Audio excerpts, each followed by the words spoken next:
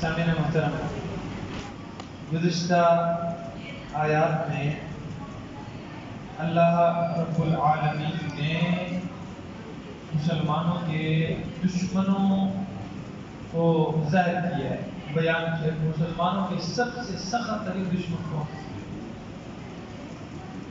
فرمایا لَتَجِدَنَّ أَشَدَّ النَّاسِ عَدَاوَةً لِلَّذِينَ آمَنُوا الْيَهُودَ وَالَّذِينَ أَشْرَكُوا۔ آپ پائیں گے سب سے زیادہ سخت دشمن ایمان والوں کے یہودی اور مشرک، یہودی اور مشرک۔ پیچھے کون رہ گئے؟ عیسائی، وہ بھی مسلمانوں کے دشمن ہیں، لیکن یہاں ان عیسائیوں کا تذکرہ ہے جو قرآن سن کر ان کے دل نرم ہو گئے اور وہ ایمان لے آئے اور ان سے حبشہ کے لوگ بڑھاتے ہیں۔ نجاشی حبشہ کا جو بادشاہ تھا نا، نجاشی، اسحمہ اس کا نام تھا عیسائی۔ ان کے لیے اللہ تعالیٰ خوشخبری سنا رہا ہے۔ کیا تھی ان کی حالت؟ کاش کہ جب میں پڑھ رہا تھا نا تو وہ گہرائی میں اللہ مجھے لے گیا، مزہ آ رہا تھا۔ وَإِذَا سَمِعُوا، اور جب انہوں نے سنا، مَا أُنزِلَ إِلَى الرَّسُولِ، اس کلام کو جو رسول کی طرف اتارا گیا۔ جب وہ سنتے ہیں نا اس کلام کو جو رسول کی طرف اتارا گیا ہے، تَرَىٰ أَعْيُنَهُمْ، میرے پیغمبر کو دیکھے گا ان کی آنکھوں کو، تفیض من الدمع، ابلتی ہیں آنسوؤں سے، آنسو ان کی آنکھوں سے پھوٹ پڑتے ہیں۔ کیوں پھوٹتے ہیں؟ مما عرفوا من الحق، اس وجہ سے کہ انہوں نے حق کو پہچان لیا۔ کیونکہ تو انجیل کے عالم تھے نا، اور انجیل میں میرے نبی کی ساری خوبیاں اور ساری صفات بیان تھی، اور جب انہوں نے وہ قرآن سنا تو انہوں نے اس کو پہچان لیا، اور پہچاننے کے بعد فوراً کہتے ہیں یقولون ربنا آمنا، کہتے ہیں ہمارے پروردگار، اے ہمارے پروردگار، چلو بس چھٹی کر جاؤ۔ کیا کہتے ہیں؟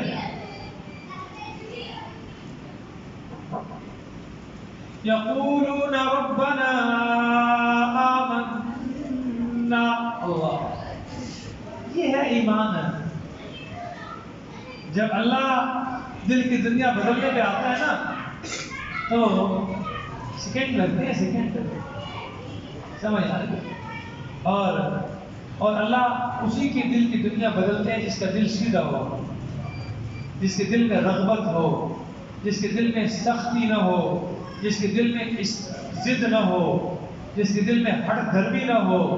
حق پہچاننے کے بعد نہیں میں پیو دادا دین پہ چلنا ہے، پاویں پیو دادا میرے غلطی کیوں نہیں، کوئی نوا کوئی دین لے کے آ نہ، حق جہاں سے بھی ملے اس کو کیا کرو۔ جو بندہ حق کا متلاشی ہوتا ہے نا، اللہ اس کو حق دکھا دیتے ہیں۔ اور جب انہوں نے حق کو پہچان لیا تو کیا کہتے ہیں؟ یقولون، کہتے ہیں ربنا، اے ہمارے پروردگار، آمنا، ہم ایمان لے آئے، فاکتبنا مع الشاہدین، تو لکھ دے ہمیں بھی ایمان والوں میں۔ شاہدین سے مراد کیا ہے؟ ایمان کی گواہی دینے والے۔ شاہدین سے مراد امت محمد ہے، علی صاحب الصلاۃ، یہ امت محمد کا لقب ہے شاہدین۔ کیوں اس امت کو امت شاہدین کہا گیا؟ اس لیے کہ یہ امت قیامت والے دن پہلے انبیاء کی تبلیغ کی گواہی دیں گے۔ یہ امت جب قیامت والے دن ہر نبی سے اللہ پوچھیں گے، ہاں بھائی تم نے اپنا جو ڈیوٹی تھی وہ پوری کی تھی؟ وہ کہیں گے بالکل، ہم نے تو آپ کا پیغام پہنچایا۔ امتیں کیا کر دیں گی؟ انکار کر دیں گی۔ تو اللہ ان سے کہیں گے، ہاں بھائی تمہارے پاس گواہ؟ وہ کہیں گے یہ لوگ ہمارے پاس گواہ ہیں۔ کون گواہ ہیں؟ یہ امت محمد گواہ ہے۔ سمجھ آئے؟ اچھا، اب یہاں پر وہ مسئلہ بھی حل ہو جاتا ہے کہ جو اور نبی پاک صلی اللہ علیہ وسلم کے متعلق بھی اللہ نے فرمایا اِنَّا أَرْسَلْنَاكَ شَاهِدًا، بے شک ہم نے آپ کو بھیجا ہے شاہد بنا کر، گواہ بنا کر۔ تو اسی سے حاضر ناظر مراد لے لیتے ہیں ہمارے کچھ دوست۔ شاہد کا معنی ہے گواہ، اور گواہ کون ہوتا ہے؟ جو حاضر ہو۔ گواہ کون ہوتا ہے؟ جو حاضر ہو۔ تو لہٰذا اس لیے اللہ کے نبی کیا ہے؟ حاضر ناظر ہے۔ تو پھر تو ہم سب بھی کیا ہو گئے؟ حاضر ناظر۔ ہمیں بھی اللہ نے کیا کہہ دیا؟ فَاكْتُبْنَا مَعَ، وہی شاہد ہے نا، یہ جمع کا صیغہ ہے، وہاں اللہ کے نبی اکیلے ہم کے لیے شاہد واحد کا صیغہ ہے، اور ہم سب زیادہ ہیں، تو یہاں کیا آ گیا ہے؟ جمع کا صیغہ آ گیا۔ تو کیا ہم سب بھی گواہ ہیں، حاضر ناظر ہیں؟ ہم میں سے ہر آدمی بھی، مطلب تو لفظ تو ایک ہی ہے نا، واحد اور جمع کا فرق ہے۔ تو شاہد سے مراد حق بات کی گواہی دینے والا ہے، سمجھ آ رہی ہے؟ اور گواہ کے لیے واقعہ کے وقت موجود ہونا ضروری نہیں، یہ بھی آپ کو گواہ کے لیے نا موجود ہونا ضروری۔ اور یوسف علیہ السلام کے بارے میں شاہد شاہد من اہلہا، جب زلیخا نے یوسف علیہ السلام کو گناہ کی دعوت دی تھی اور یوسف واستبق الباب، دروازے کی طرف دوڑے، تو باہر نکلے، باہر نکلتے ہی اپنا خامن دیکھا تو کیا کہتی ہیں؟ اس آدمی کی کیا صدا ہونی چاہیے جو آپ کی عزت پر حملہ کرے؟ فرد بھی عورت مکار ہے۔ النساء حبائل الشیطان، اللہ کے نبی نے فرمایا عورتیں شیطان کا کیا ہیں؟ جال ہے، جال۔ شیطان عورت کے ذریعے انسان کو پھنستا ہے۔ اچھا، تو اب وہاں پر ایک آدمی نے گواہی دی، شاہدہ گواہی دی، شاہدن ایک گواہی دینے والے نے، من اہلہا اس عورت کے خاندان میں سے۔ کیا وہ اندر موجود تھا؟ مجھے گواہی دے رہا تھا؟ وہ یوسف علیہ السلام اور زلیخا کے اس لڑائی جھگڑے میں اندر موجود تھا؟ نہیں۔ اس نے حالات دیکھے، حالات دیکھ کر اس نے گواہی دے دی۔ کیا گواہی دی تھی؟ ان کان قمیصہ قد من قبل فصدقت، قمیص آگے سے پھٹی ہے تو زلیخا سچی ہے اور یوسف جھوٹے ہیں۔ فَإِن كَانَ قَمِيصُهُ قُدَّ مِن دُبُرٍ، اگر قمیص پیچھے سے پھٹی ہوئی ہے فَكَذَبَتْ وَهُوَ مِنَ الصَّادِقِينَ، زلیخا جھوٹی ہے اور یوسف سچے ہیں۔ گواہ کے لیے موقع پر موجود ہونا ضروری ہی۔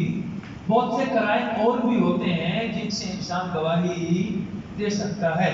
مثلا آپ دروازے پر بازار سے گزر رہے تھے، ایک بندہ جو ہے نا اندر سے نکلا اور اس کے ہاتھ میں چھرا ہے اور چھرے سے خون بہہ رہا ہے۔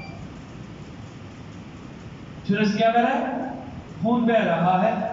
اور اتنی دیر میں شور بچ گیا، بندہ قتل ہو گیا، بندہ قتل ہو گیا۔ اب آپ نے گواہی دے دی کہ ایک بندے نے قتل کیا ہے۔ آپ نے چھرا مارتے ہوئے اس کو دیکھا تھا؟ دیکھا تھا؟ نہیں دیکھا تھا۔ کیا دیکھا تھا اس کے ہاتھ میں؟ اس کے ہاتھ میں چھرا دیکھا ہے اور چھرے سے کیا بہہ رہا ہے؟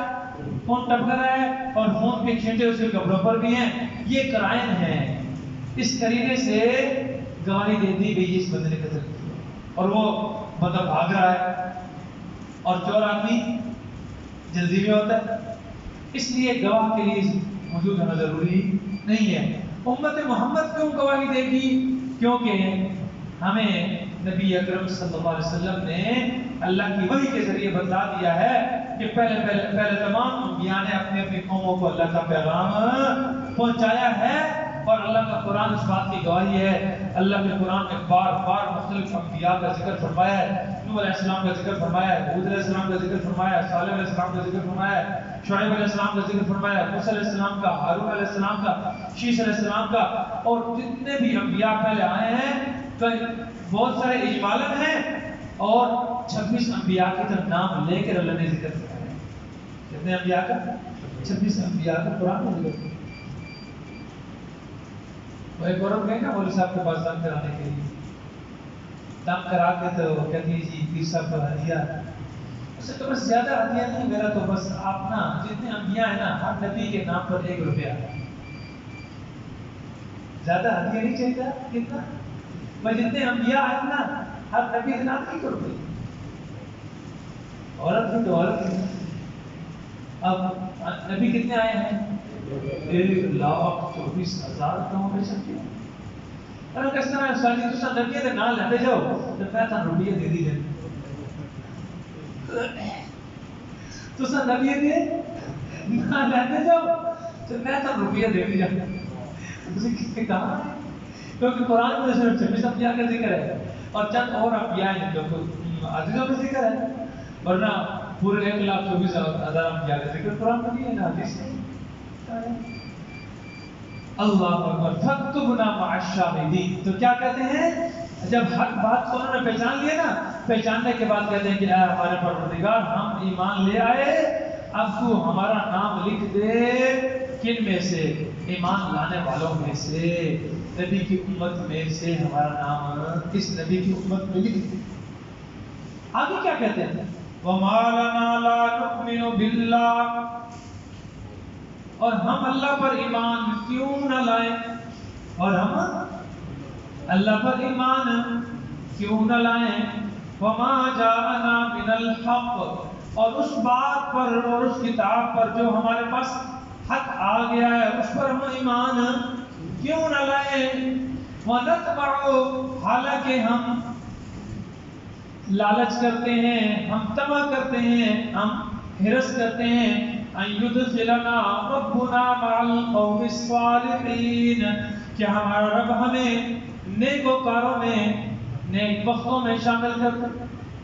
جب ہماری یہ تمنا اور آرزو ہے کہ ہمارا رب ہمیں نیک بختوں میں شامل کر دے تو پھر نیک بختوں میں شامل ہونے کے لیے رب کی بات ماننا